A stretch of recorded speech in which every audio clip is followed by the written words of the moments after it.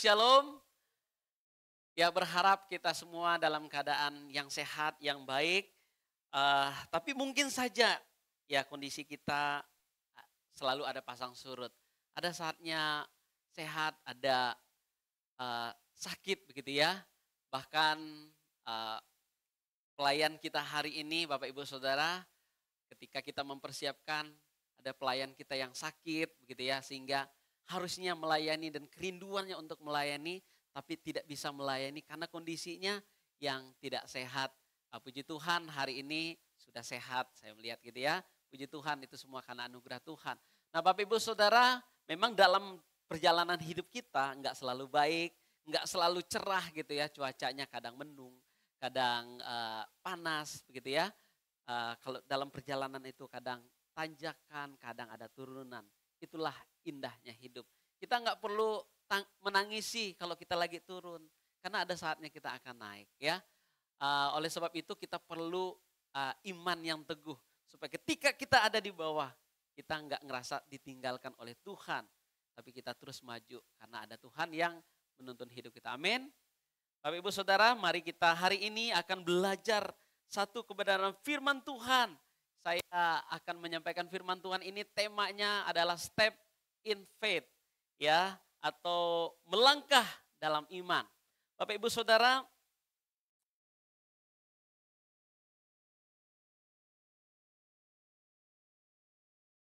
siapakah yang senang kalau harus melayani orang lain, ujar Plato. Bapak Ibu Saudara, Plato mencoba untuk jujur kepada dirinya sendiri atau ingin mengajak manusia untuk belajar jujur. Dia berusaha untuk menyampaikan bahwa siapakah yang senang kalau harus melayani orang lain. Sebab seringkali orang berkata, saya mau melayani orang lain. Tetapi dalam prakteknya sikap kita enggak seperti itu. Emangnya lu pikir gue jongos lu? Emang kau pikir saya ini hamba kamu? Sehingga saya harus melayani kamu begitu ya. Walaupun dalam perkataan kita saya ingin melayani orang lain. Tapi dalam prakteknya atau dalam hati kita setidaknya kita ada rasa berat kalau harus melayani orang lain. Ya, saya nggak bilang ini semua, tetapi pada umumnya mudah-mudahan kita adalah orang yang tidak pada umumnya kita senang melayani orang lain. Melayani bukanlah cita-cita manusia ya. Melayani ini saya yakin gak ada orang punya cita-cita ingin menjadi pelayan bagi orang lain. Ya, ini bukanlah sebuah cita-cita yang terlihat mulia, enggak. Ini cita-cita yang terlalu remeh rasanya begitu ya. Saya cita-cita ingin menjadi pelayan bagi orang lain. Karena pada umumnya cita-cita orang ingin menjadi, ya kalau anak kecil itu ingin jadi apa? Dokter, ingin jadi apa? Polisi, tentara, ingin jadi presiden, pilot dan lain sebagainya. Sebuah cita-cita yang tinggi ya, karena dengan mencapai cita-cita itu orang akan dihormati, orang akan dilayani dengan baik. Ya, cita-cita orang adalah ingin berlomba-lomba untuk punya lebih banyak uang, lebih tinggi kedudukannya. Karena dengan itu dia akan dilayani, bukan melayani. Bapak Ibu Saudara, kalau kita pergi ke Jakarta begitu ya, kita punya banyak sekali opsi pesawat yang kita bisa pilih. Ya, ada Garuda, ada Citylink, dan jangan lupa ada Super Airjet ya, pesawat sejuta umat itu ya. Nah kalau Bapak Ibu Saudara pesan tiket Super Airjet mungkin harganya 1 juta untuk ke Jakarta, 1 juta sekian. Kalau pesan Garuda itu bisa 1,5 juta ya, bisa 2 juta. Loh kok tujuannya sama, sampainya juga mungkin sama, di jam yang sama tapi harganya beda. Kenapa bisa begitu? Karena ada kualitas yang berbeda ditawarkan, ada pelayanan yang berbeda ditawarkan. Kalau Garuda itu pesan tiket jam 2 mungkin dia bisa pas gitu, jam 2 dia akan berangkat. Atau sedikitlah terlambat begitu ya, plus dapat air minum dan dapat roti sedikit. BTW saya belum pernah naik Garuda sih, saya dengar ceritanya begitu ya. Jadi ada kualitas yang ditawarkan, ada pelayanan yang lebih baik ditawarkan di sana. Tapi kalau Super Airjet gitu ya, Gimana? Sudahlah, kita nggak usah bahas lah ya. Kita sama tahu lah ya. Super Airjet menawarkan kualitas yang berbeda begitu ya. Ngomong-ngomong saya ini pelanggan setia Super Airjet ya. Saya ini bangga pakai Super Airjet. Ya bukan karena kualitasnya yang bagus ya. Bapak Ibu tahu pasti alasannya kenapa ya. Tahu ya alasannya kenapa ya. Nah Bapak Ibu Saudara memang kualitas itu, pelayanan itu dibutuhkan oleh manusia. Manusia bisa membayar lebih mahal untuk pelayanan yang lebih baik. Untuk ada kepastian. Ya kalau dalam konteks penerbangan begitu ya. Waktu itu sangat-sangat diperlukan oleh orang yang ingin melakukan perjalanan ya. Kalau ada maskapai itu ya sedikit itu ya di reschedule lah bahasanya ya. Dialihkanlah penerbangannya dan lain sebagainya. Ya itulah kualitas yang ditawarkan. Nah Bapak Ibu Saudara, manusia ingin dilayani, manusia ingin mendapatkan pelayanan yang terbaik. Tetapi Kristus menawarkan atau Kristus mengajarkan sesuatu yang berbeda, memberikan teladan yang berbeda kepada manusia, terutama kepada orang Kristen, begitu ya. Dikatakan barang siapa ingin menjadi terbesar, ia harus melayani. Barang siapa ingin menjadi terbesar, ia harus melayani. Bagaimana ceritanya? Orang besar tapi melayani. Orang punya kedudukan tinggi tapi melayani. Bagaimana ceritanya? Di mana-mana kedudukan tinggi ya dilayani, bukan melayani. Dikatakan juga oleh Tuhan Yesus, aku datang bukan untuk dilayani, tetapi untuk melayani. Oleh karena itu kamu harus saling melayani. Inilah yang diajarkan oleh Tuhan Yesus, berbeda sekali dengan nilai yang diajarkan oleh dunia ini tentang siapa yang harus dilayani. Ya, Yesus itu adalah Allah semesta alam. Dia datang ke dalam dunia, tapi dia katakan, aku datang bukan untuk dilayani, tapi untuk melayani. Karena itu kamu juga harus saling melayani. Nilai yang sama sekali berbeda yang diajarkan oleh manusia, begitu ya. Nah Bapak Ibu Saudara, di mata manusia melayani itu mungkin adalah sebuah pekerjaan yang hina, sebuah pekerjaan yang gak pernah didambakan oleh manusia, begitu ya. Sesuatu yang ya pekerjaan yang rendah dipandang oleh manusia. Tetapi di hadapan Tuhan, melayani Dia itu adalah pekerjaan yang mulia, pekerjaan yang dipandang mulia oleh Tuhan. Kita para pelayan setiap mau melayani, kita tuh ada yel-yel. Melayani adalah kehormatan, ya, bukan beban. Mengingatkan ajaran Tuhan Yesus bahwa melayani itu bukan sesuatu hal yang hina di hadapan Tuhan. Itu adalah kehormatan yang diberikan dan itulah yang harusnya manusia coba praktekkan, umat Tuhan coba praktekkan dalam kehidupan kita. Bapak Ibu Saudara, tahu siapa sosok ini? Ada yang tahu? Agak asing ya. Saya juga sebenarnya agak asing dengan mukanya begitu ya. Tetapi namanya sudah lumayan sering didengarkan. Namanya adalah John Oswald Sanders. Siapa orang ini? Aduh siapa lagi ini Bapak ini ya. Gak pernah kita lihat dia ya. Siapa dia ini? Nah Bapak Ibu Saudara, kalau lihat mukanya atau dengar namanya mungkin kita kurang familiar siapa Bapak ini. Tapi kalau kita lihat logo ini mungkin ada yang tahu OMF. Nah tahu ya, setidaknya mungkin kita pernah dengar lah OMF itu atau Overseas Missionary Fellowship. Ini adalah salah satu lembaga misi terbesar di dunia begitu ya. Yang di mana Oswald Sanders ini pernah menjadi direktur utama di tempat itu sebagai pemimpin dari para misionaris. Nah, Bapak Ibu Saudara, Oswald Sanders ini adalah seorang yang berasal dari New Zealand. Dia lahir kurang lebih tahun 1902. dan meninggal 1992 di usia kurang lebih 90 tahun. Dia dikenal di dalam kalangan mahasiswa teologi itu adalah penulis Kristen yang sangat berpengaruh. Ya, ada kurang lebih 40 bukunya, nanti Bapak Ibu Saudara boleh cari. Itu bukunya banyak tentang kepemimpinan, ya itu banyak bukunya yang bagus. Nah, Bapak Ibu Saudara, OMF ini adalah yayasan misi atau lembaga misi yang dulunya dikenal dengan CIM atau China Inland Mission, berubah menjadi OMF untuk masa sekarang ini. Adalah lembaga misi yang didirikan oleh James Hudson Taylor, seorang misionaris yang sangat terkenal ya di daratan China gitu ya, di daratan Tiongkok. Aduh, harusnya ada namanya, fotonya saya lupa masukkan ya.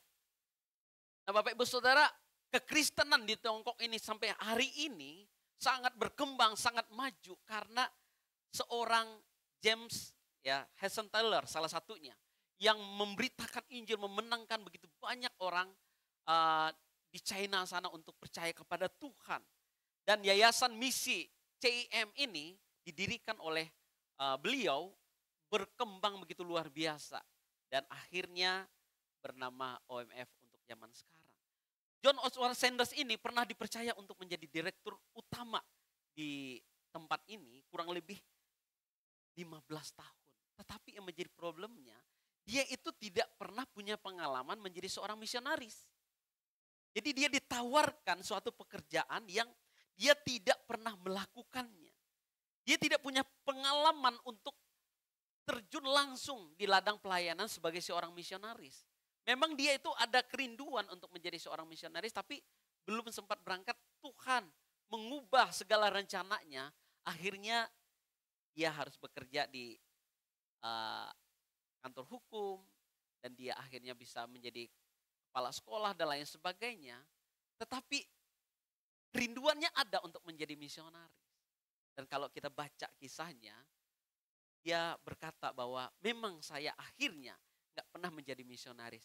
Tetapi Tuhan menolong saya untuk melayani para misionaris. Untuk mempersiapkan para misionaris yang melayani di berbagai negara di seluruh dunia ini. Nah, Bapak Ibu Saudara, dia itu seperti seorang mekanik ya, yang gak punya pengalaman mekanik, tapi dia jadi kepala mekanik. Dia ngerasa, aduh saya ini kayaknya kurang bisa. Saya gak punya kemampuan itu. Dia merasa bahwa tanggung jawab itu terlalu besar baginya, terlalu berat baginya. Dia tidak punya pengalaman sama sekali, dia takut sekali untuk mengambil pekerjaannya ini. Dan juga dikatakan oleh keluarganya dan teman-temannya, janganlah ambil pekerjaan itu. Karena pekerjaanmu sekarang lebih baik. Nah Bapak Ibu Saudara, akhirnya ada satu ayat firman Tuhan, yaitu dari 1 Petrus pasal 1-7 ini dibaca oleh Oswald Sanders yang dia dapatkan dari temannya. Khususnya di ayat yang berbunyi, terimalah tanggung jawab untuk memperhatikan mereka dengan hati yang rela, bukan karena merasa terpaksa. Kamu dapat menyerahkan kekhawatiranmu kepada Allah, karena dia akan memperhatikanmu secara pribadi. Jaminan daripada Tuhan atau tanggung jawab yang diberikan oleh Tuhan kepadanya melalui firman Tuhan yang disampaikan oleh temannya ini, itu menjadi alasan bagi dia untuk mau berangkat. Dalam sebuah buku biografi ya yang disampaikan, ini tadi OMF-nya ya. Jadi OMF sekarang itu menjadi salah satu lembaga misi terbesar di dunia. Mereka itu ada di 40 negara, mengutus yang saat ini aja ya, kurang lebih 2.500 misionaris. Mereka utus dan mereka biayai. Bahkan di Indonesia ini banyak juga misionaris OMF yang ada ya. Jadi ini kita juga perlu dukung, kita juga perlu mendoakan lembaga-lembaga misi seperti ini supaya makin berkembang, makin banyak orang yang dimenangkan. Nah ini dikatakan, terimalah tanggung jawab untuk memperhatikan mereka dengan hati yang rela, bukan karena kamu terpaksa. Nah Bapak Ibu Saudara, dalam buku biografi To Fight Better yang ditulis oleh rekannya Ron dan Gwen Robert mencatat bahwa pelajaran yang paling penting dari hidup Oswald Sanders ini adalah Tuhan bisa mempekerjakan orang yang berkali-kali merasa kurang cakap untuk melakukan tugas yang Tuhan percayakan kepadanya. Oswald yakin bahwa Tuhan memanggil dia untuk tugas itu sekalipun dia tidak menginginkannya sama sekali. Jadi dia cerita bahwa dia tidak menginginkan sama sekali tugas itu karena dia merasa terlalu berat. Nah, Bapak Ibu Saudara, akhirnya dia berangkat karena panggilan itu. Manusia hanya perlu taat dan melangkah atas panggilan Tuhan. Sekalipun kita merasa kurang, sekalipun kita merasa punya segala keterbatasan, Tuhan akan memperlengkapi. Selebihnya biarlah Tuhan yang akan mengatur. Itulah prinsip bagi hamba-hamba Tuhan untuk pergi melayani. Ya, bahwa saya hanya perlu taat dan melangkah. Selebihnya adalah urusan Tuhan. Bapak Ibu Saudara, kita akan baca di dalam 1 Petrus pasal 5 ayat 1 sampai 7. Kita akan membacakan bagi kita semua. 1 Petrus pasal 5 ayat 1 sampai 7. Yang menjadi landasan bagi firman Tuhan hari ini. Aku menasihatkan kamu, para penetua di antara kamu. Aku sebagai teman penetua dan saksi penderitaan Kristus yang juga akan mendapat bagian dalam kemuliaan yang akan dinyatakan kelak. Gembalakanlah kawanan domba Allah yang ada padamu, jangan dengan paksa tetapi dengan sukarela, sesuai dengan kehendak Allah, dan jangan karena mau mencari keuntungan tetapi dengan pengabdian diri. Janganlah kamu berbuat seolah-olah kamu mau memerintah atas mereka yang dipercayakan kepadamu, tetapi hendaklah kamu menjadi teladan bagi kawanan domba itu. Maka kamu apabila Gembala Agung datang, kamu akan menerima mahkota kemuliaan yang tidak dapat layu. Demikian jugalah kamu, hai orang-orang muda, tunduklah kepada orang yang tua, dan kamu semua rendahkanlah dirimu seorang terhadap yang lain. Allah menentang orang yang congkak tetapi mengasihi orang yang rendah hati. Karena itu rendahkanlah dirimu di bawah tangan Tuhan yang kuat, supaya kamu ditinggikannya pada waktunya. Serahkanlah segala kekhawatiranmu kepadanya, sebab Ia yang memelihara kamu.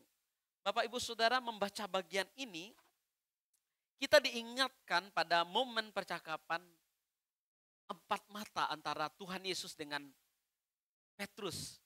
Ya, pada waktu Yesus menampakkan diri kepada para murid setelah ia bangkit dari kematian, ia menampakkan diri kepada para murid selama 40 hari sebelum dia terangkat ke surga. Nah, Bapak Ibu Saudara, di momen itu salah satu hari Yesus itu berbicara empat mata kepada Petrus, ya. Percakapan yang sangat intim, yang sangat dalam. Ya, dalam percakapan itu Tuhan Yesus itu bertanya kepada Petrus 3 kali dengan pertanyaan yang sama. Petrus, apakah engkau mengasihi aku? Petrus, apakah engkau mengasihi aku?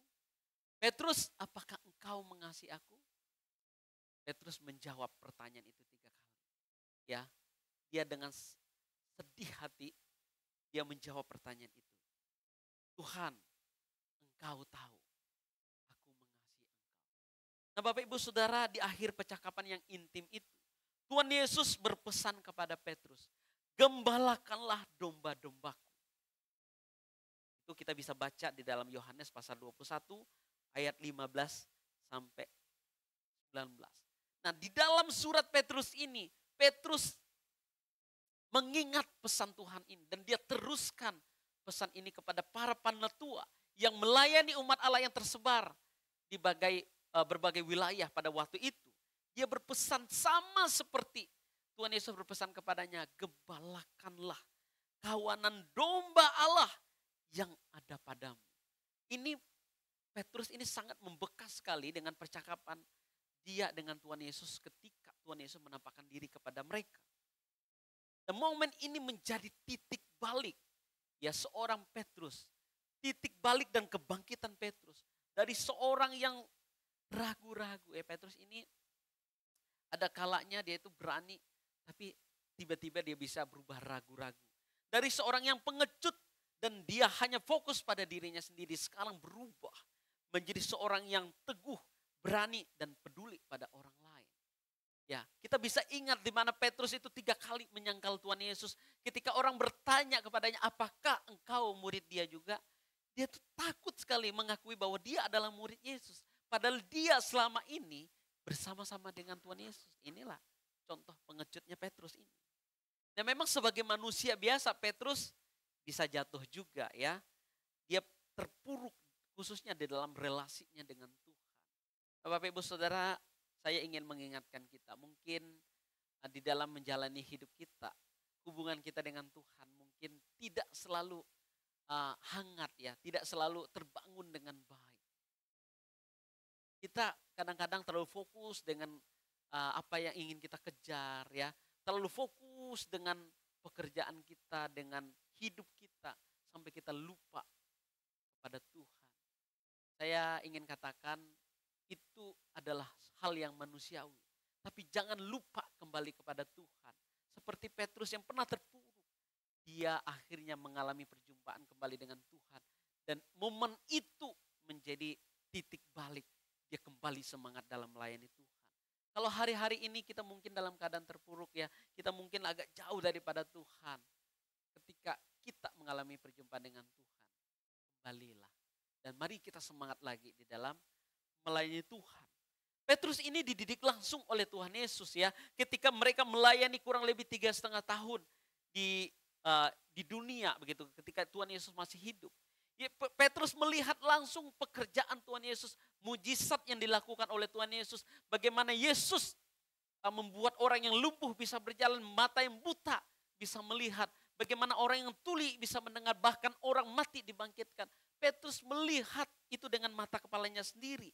Tetapi di akhir perjalanan mereka ya, Petrus itu terpeleset dan dia menyangkal Tuhan Yesus. Seperti semua yang telah dia lihat selama ini tidak cukup untuk menguatkan imannya untuk ikut Tuhan. Baru setelah Tuhan Yesus menampakkan diri kepadanya, setelah Tuhan Yesus berjumpa dengan dia secara pribadi, dia kepercayaan dirinya pulih kembali.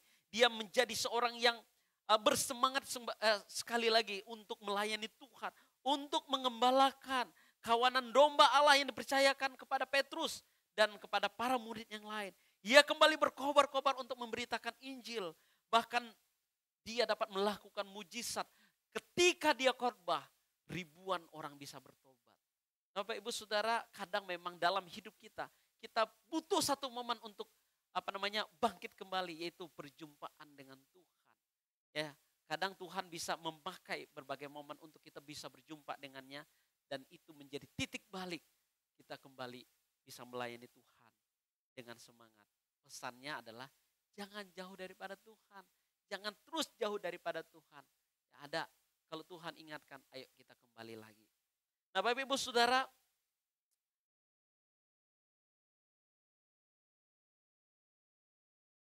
Tuhan memakai Petrus secara luar biasa. Sehingga banyak orang menjadi percaya kepada Tuhan. Dan itulah awal mula ya, atau menjadi cikal bakal jemaat mula-mula. Berdiri jemaat di satu tempat, di tempat yang lain, di tempat yang lain. Salah satunya adalah ketika mereka mendengarkan khotbah Petrus. Ketika mereka itu mendapatkan ya pertobatan dari khotbah Petrus. Jadi banyak orang itu pulang ke kampung mereka. Mereka memberitakan Injil juga. Sehingga ada banyak orang menjadi percaya pada Tuhan. Nah, Bapak Ibu Saudara, surat yang disampaikan oleh Petrus kepada para penatua yang tersebar, yang melayani jemaat-jemaat yang tersebar pada waktu itu. Petrus memberikan satu nasihat di ayat yang ke-7. Yang menjadi inti dari perenungan kita hari ini. Dan menjadi inti juga pesan dari pada Petrus kepada para penatua. Yaitu serahkanlah segala kekhawatiranmu. Ya, serahkanlah segala kekhawatiranmu kepadanya. Sebab ia yang memelihara kamu. Ayat ini menjadi kunci ya nasihat Petrus kepada para penatua, para pelayan yang pada waktu itu melayani. Yang pertama adalah serahkan kekhawatiranmu kepada Tuhan. Ya, percaya. Yang pertama itu adalah percaya. Bapak Ibu Saudara, kita tentu masih ingat kisah bangsa Israel. Ketika Tuhan membawa mereka keluar dari tanah Mesir, yaitu bermula dari penderitaan yang dialami oleh orang-orang Mesir, orang-orang Israel di Mesir. Ketika mereka sebagai budak, mereka itu berdoa pada Tuhan, Tuhan tolonglah kami sudah sangat menderita di Mesir ini, kami ingin dibebaskan. Tuhan mendengarkan doa mereka, teriakan mereka. Akhirnya Tuhan mengutus Musa untuk membebaskan mereka. Tuhan utus Musa dan membawa mereka keluar dari Mesir. Tetapi ketika mereka keluar dari Mesir, Tuhan tuh tidak membekali mereka apa-apa. Mereka tidak punya banyak harta. Mereka tidak punya pasukan perang. Mereka tidak punya cadangan makanan yang banyak atau minuman yang banyak, enggak. Mereka itu keluar, boleh dikatakan dengan tangan hampa. Memang Tuhan tuh menggerakkan hati orang-orang Mesir untuk memberikan harta mereka kepada orang Israel ketika mereka keluar. Tapi itu tidak mencukupi untuk memenuhi kebutuhan mereka dalam perjalanan menuju tanah Kanaan. Allah tidak membekali umat Israel dengan makanan dan minuman yang berlimpah untuk bekal perjalanan mereka. Pertanyaan kenapa? Bukankah Allah itu adalah sumber berkat? Allah bisa membuat banyak hal untuk menolong bangsa Israel. Membekali mereka dalam perjalanan supaya mereka tidak kehausan, kelaparan. Kenapa Allah melakukan itu? Karena Allah ingin umatnya itu percaya bahwa Tuhan pasti akan mencukupkan segala kebutuhan mereka dalam perjalanan mereka hari demi hari.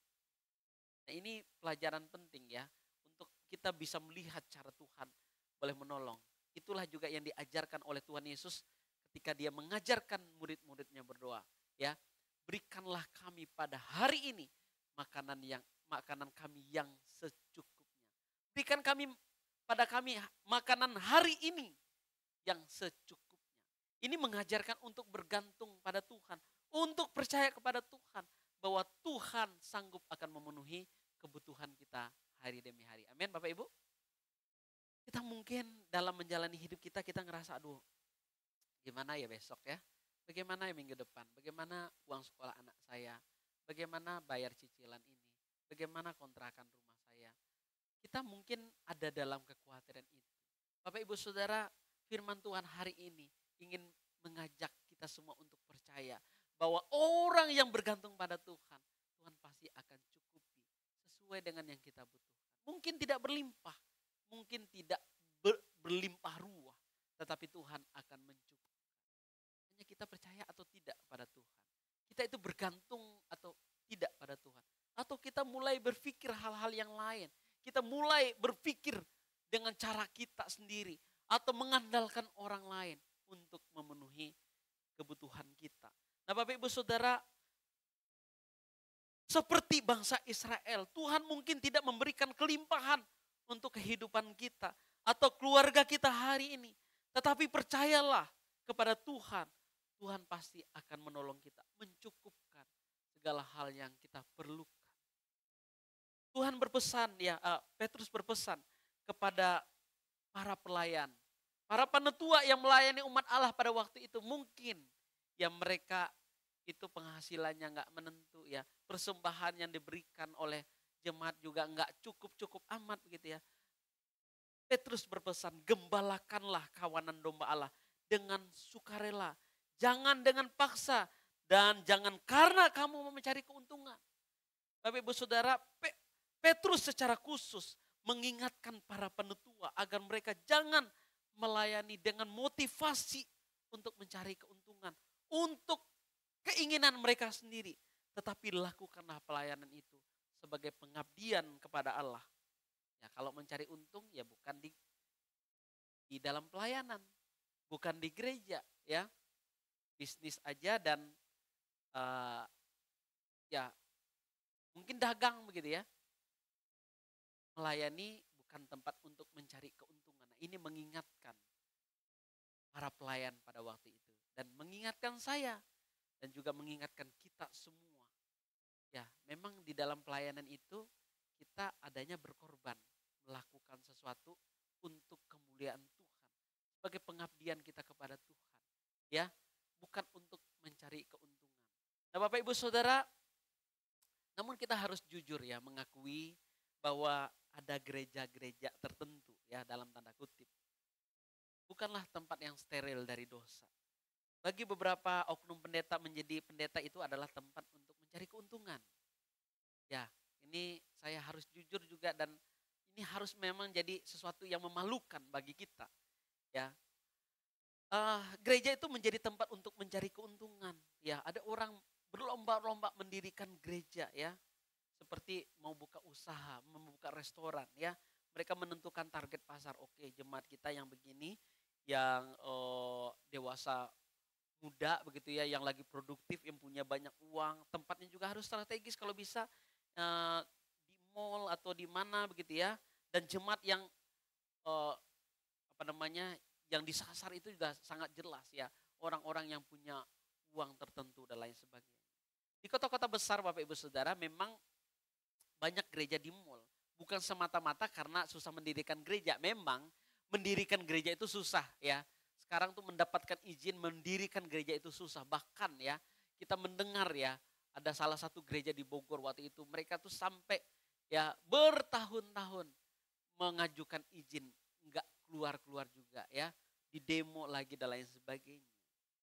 Ya memang ada kondisi demikian. Tetapi ada kondisi itu dibuat ya memang untuk mencari keuntungan di mall itu ya pasti orang pergi ke mall itu ada duitnya. Rata-rata ada duitnya dan siap untuk mengeluarkan uangnya. Ya, jemaat yang disasar juga demikian.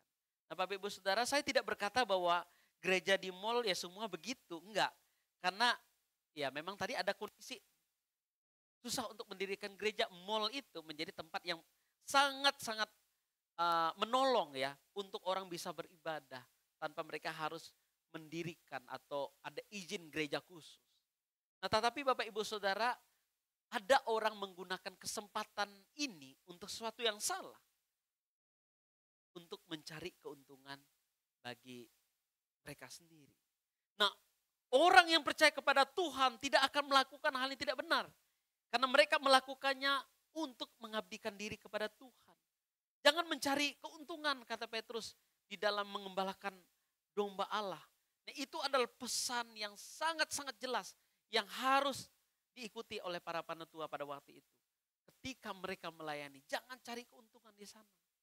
Kalau kamu dapat dari apa yang dipersembahkan ke jemaat, nikmati itu.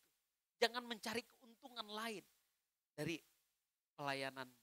Ya, nah Bapak Ibu Saudara, kalau kita melayani Tuhan, apapun bidangnya, ini tidak harus sahabat Tuhan ya, nggak harus pendeta, nggak harus menginjil. Tuhan pasti memperhitungkan apa yang kita lakukan. Ketika kita melakukan hal kecil apapun untuk gereja ini, untuk pelayanan Tuhan, Tuhan itu pasti akan memperhitungkan. Tapi jangan kita cari keuntungan di sana, kata Tuhan. Kita jangan untuk kepentingan diri kita sendiri. Yang kedua, serahkan kepada Tuhan. Dikatakan di ayat 7, serahkanlah segala kekhawatiranmu kepadanya. Kata serahkan di dalam ayat ini berasal dari bahasa Yunani yaitu epiripto. Ya, menariknya kata ini hanya 2 kali ya dipakai di dalam Alkitab Perjanjian Baru, yaitu dalam 1 Petrus pasal 5 ayat 7 ini dan dalam Lukas pasal 19 ayat 35. Di dalam Lukas terjemahannya ya menjadi mengalasi. Kalau di dalam 1 Petrus itu adalah serahkan, kalau dalam Lukas itu mengalasi. Nah, ini ceritanya adalah ketika Tuhan Yesus ya menaik keledai, orang-orang itu mengalasi tempat duduk Tuhan Yesus itu dengan pakaian mereka. Nah, mereka membawa keledai itu, saya bacakan dalam Lukas pasal 19 ayat 35. Mereka membawa keledai itu kepada Yesus lalu mengalasinya dengan pakaian mereka dan menolong Yesus naik ke atasnya. Nah, momen ini terjadi ketika Tuhan Yesus datang ke Yerusalem dan orang mengeluh-elukan dia. Wah, dia dipuji, disanjung dan lain sebagainya. Ketika dia datang di sana dan orang juga mulai melemparkan pakaiannya atau menaruh pakaiannya untuk dilewati oleh Tuhan Yesus. Yesus disanjung sedemikian rupa. Nah ayat ini Bapak Ibu Saudara eh, ingin mengajarkan satu hal. Bahwa kekhawatiran itu seperti baju, itu bisa seperti baju. Bisa kita pakai terus dan bawa kemana kita pergi. Tetapi bisa kita juga tanggalkan baju itu. Ya kita bisa tanggalkan baju ini. Jadi kekhawatiran ini kita bisa pakai terus, tapi kita bisa tanggalkan juga. Ya, kalau kita pakai terus ya khawatir itu akan menjadi beban di dalam kehidupan kita. Kalau kita terus membawa kekhawatiran itu, dia akan menekan hidup kita dan kita merasa bahwa hidup kita begitu berat ya. Begitu kayaknya berat sekali hidup saya ini. Padahal kita bisa tanggalkan itu. Kita bisa serahkan kepada Tuhan. Seperti orang-orang ini yang datang mengalasi. Ya mereka memberikan pakaian mereka itu kepada Tuhan. Nah saudara, Petrus itu sangat mengenal Tuhan Yesus. Dia melihat sendiri dengan mata kepalanya. Bagaimana Tuhan melakukan berbagai mujizat. Karena itu Petrus ini sangat percaya. Dia sangat mengenal Tuhan. Dia tahu bahwa tidak ada yang mustahil bagi Tuhan. Kekhawatiran kita dalam menjalani hidup tidak akan menambah apapun untuk hidup kita. Ya, kekhawatiran itu dikatakan tidak akan menambah sehasta pada jalan kehidupan kita. Kalau kita khawatir dengan hidup kita, sebenarnya nggak menolong apapun, ya. Kita takut ya. Ya, memang ada orang itu takut ketinggian. Saya itu salah satu yang agak takut ketinggian, tapi nggak parah-parah amat. Saya kadang memberanikan diri gitu ya. Ada orang tuh takut naik pesawat sehingga dia itu nggak berani pergi kemana-mana gitu ya. Karena dia berpikir, aduh nanti kalau terjadi apa-apa bagaimana.